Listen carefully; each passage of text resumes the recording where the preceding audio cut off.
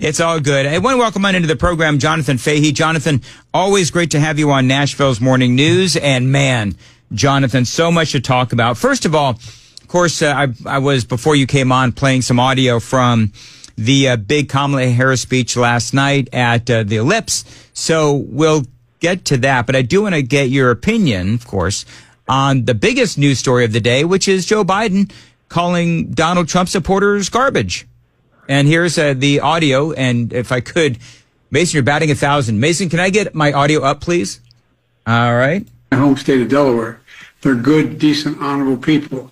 The only garbage I see floating out there is his supporters. I mean, Jonathan, I don't know how he could screw up more than that, but calling Donald Trump supporters garbage, obviously that's like a deplorables type comment. Yeah, it even really seems worse, and it's just it's so funny when you always hear that, this phrase that the cover-up's worse than the crime. Have you heard the explanations coming out that it was like he just meant the one person, or the apostrophe? Oh yeah, it's everybody, Jonathan, everybody is searching for the apostrophe to make it seem like he was talking about just the one guy that told the joke, and not the entire millions of people that are supporters of Donald Trump. Do you think, because, CNN and some of these other folks, I played the audio earlier, but they're trying to say, Bakari Sellers was out there saying, oh, well, he's got a stutter. That's the problem. He's got a stutter. Another one saying, well, they're taking him out of context.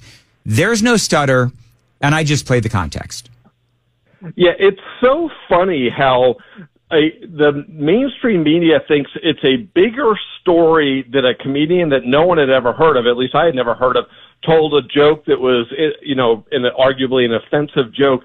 That's a bigger story, and every Republican needs to be paraded on the shows to condemn it. But now when the President of the United States specifically, criticizes all of Donald Trump's supporters and talking about just their garbage, which I think is as much of an insult as you can say without using profanity. Yep. And that's not going to be as big of a story as the comedian's joke. It just shows how bad our media is. And there's so many things to this. I mean, there's something that's kind of funny about it is like, I don't think Joe Biden is that with it, but it is funny that it's like, was this his way to step on her speech? He keeps doing and this. Undermine her candidacy, because it is so funny. And granted, her speech, I don't think wasn't really going to help her much anyway, but it is just so funny watching the media's reaction. But it really shows, I believe, what they really think about the middle class of America, the working class, the cops, the firemen, the military. They always look down on these people. They're always contemptuous. Their policies are contemptuous of them. So it's really the truth coming out, meaning not the truth that they're garbage, but the truth that they think they're garbage. And I think they've always thought that. And when the middle class raise an issue, be it immigration or something else, their immediate reaction is to condemn them as racist rather than saying, hey, this might be a legitimate issue that impacts their lives and we should try to help them. And I think the truth comes out, and you see the elitism, and Joe Biden wants to be Scranton Joe, but he's really become part of the Democrat elite that they cater to Hollywood, cater to the big tech and the media, and they couldn't care less about the American people. So, it is funny because there have been other instances, right? Joe Biden put on the MAGA hat. Joe Biden walked out during the White House press briefing to answer questions just as Kamala Harris was getting ready to give a big speech to unions. I think it was either in Michigan or Pennsylvania. And people are asking the question, is Joe Biden doing this on purpose? Because now, here with the speech of her career, her final sell to the American people, and Joe Biden does this, and it's just, I'm with you. I don't think Joe Biden is with it enough to think that this would derail Kamala Harris. But this is what CNN was leading with today, believe it or not, was the fact that Joe Biden called the American people garbage, Donald Trump supporters, and they're trying to sort of clarify it and do damage control.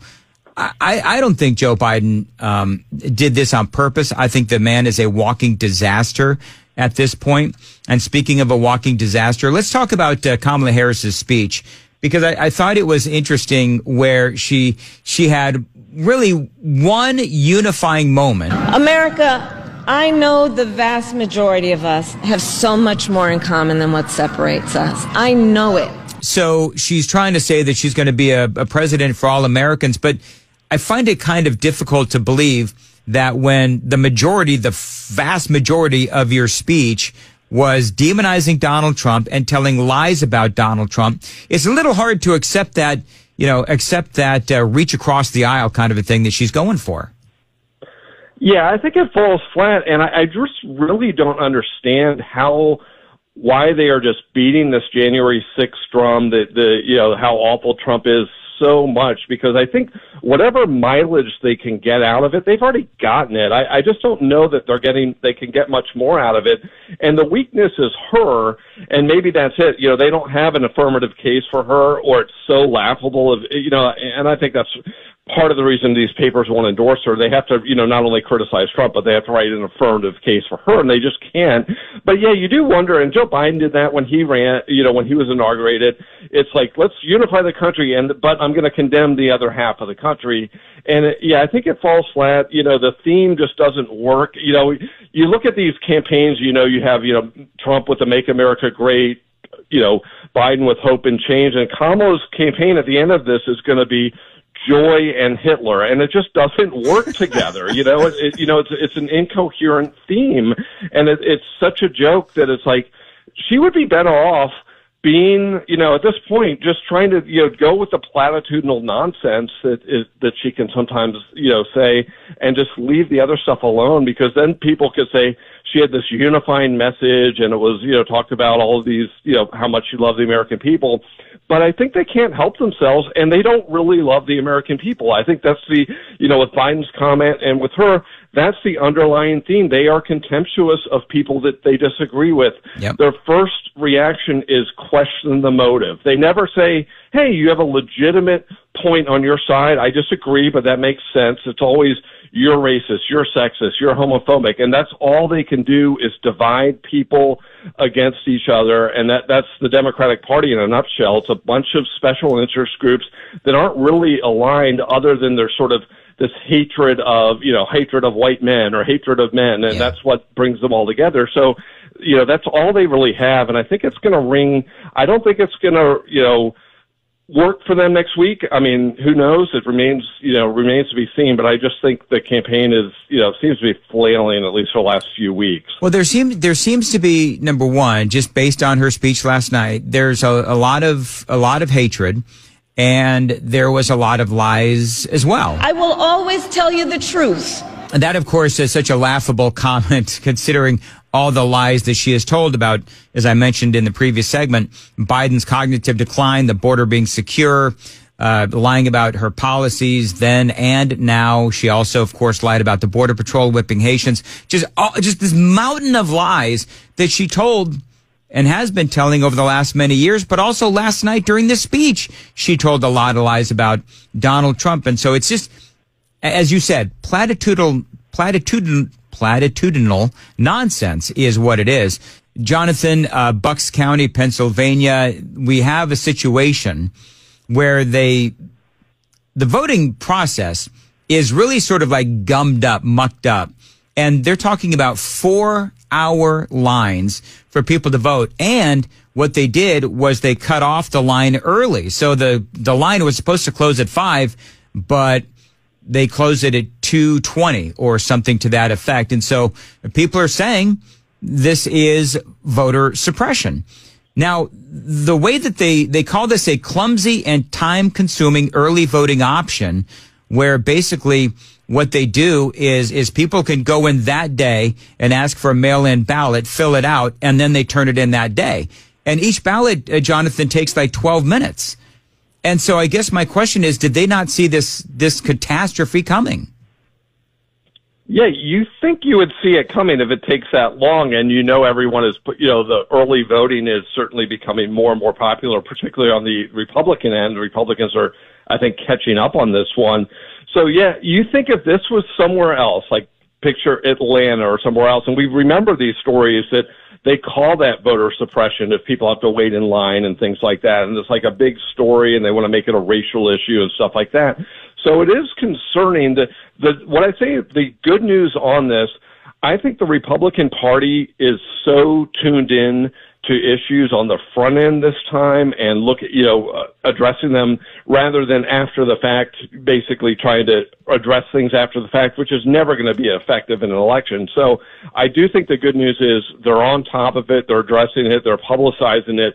So I think, there will be less problems that at least will be unfavorable to the voters trying to vote. But it is a concern. It does seem like so many of these things seem very foreseeable, what problems could occur. And you think people running these elections, secretaries of state or whoever runs them in counties would really be able to foresee these things and deal with them on the front end because many of these things are quite predictable. Yeah, and the Republicans and Donald Trump, they're now filing lawsuits. And by the way, the vast majority of the state government in Pennsylvania, Democrats, the lead guy in charge of elections is actually a Republican.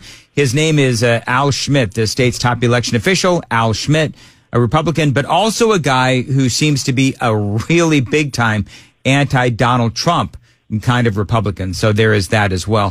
Finally, J.D. Vance apparently is going to be doing a podcast with Joe Rogan. And of course, we all know that Donald Trump did his podcast with Joe Rogan. Kamala Harris put out some conditions that we talked about yesterday.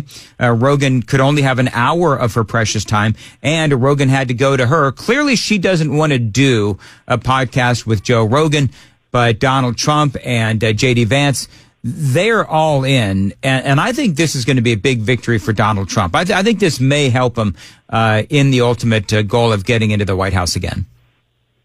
Yeah, I agree. And, J.D., what an opportunity. I think Donald Trump, what did Joe Rogan get? It was 34 million people saw it or something crazy like that, which is so much more than any of the networks or anything else. So J.D. Vance gets to go on there, probably won't get 34 million, but get millions and millions of people, probably some of the same people, but get them out there to vote. And I think the Kamala Harris thing is quite interesting, but I think it's probably a smart move on her campaign's part because she is just a train wreck. So putting her out there for 3 hours probably isn't going to help her because she just cannot make a serious argument for her being the president of the United States. So, yeah, it's like her conditions, they were set up so he would say no, I think. Yep. But then she could save a little face and say, oh, I would have done it, but I'm just so busy on the campaign trail I couldn't devote 3 hours to go to Texas or, some nonsense like that. Of course, she can take multiple days off during it, but it's probably a smart move on both ends because I've yet to see an interview with her that I don't think at the end of it, anyone watching it wouldn't think less of her at the end of the interview than they did at the beginning of the interview if they were an undecided voter. All right, so real quick, I've got about 30 seconds. Do you like where the polling is right now, and have you heard anything about early voting? Early voting seems good for the Republicans. Again, who knows? Is that, are they just taking votes early from people that would vote on the day of the election? So I think that's hard to read, but it is good for the Republicans. But it seems like everything is going in Donald Trump's favor, the momentum and everything else. So it seems like all of these states, everyone says it comes down to Pennsylvania, but, Pennsylvania, Michigan, or Wisconsin, any one of those puts them over the edge, assuming he, brings in North Carolina and Georgia, which look pretty good for him. So I would say, the betting markets, I would go with the people that are putting money on it. And they seem, about 65 to 70% for Donald Trump at this point. So I think it looks pretty good for him as of now, but they shouldn't get complacent. And what do we got? 5 days left. Hopefully, Joe Biden will talk to the American people a few more times and help them even more. That's exactly right.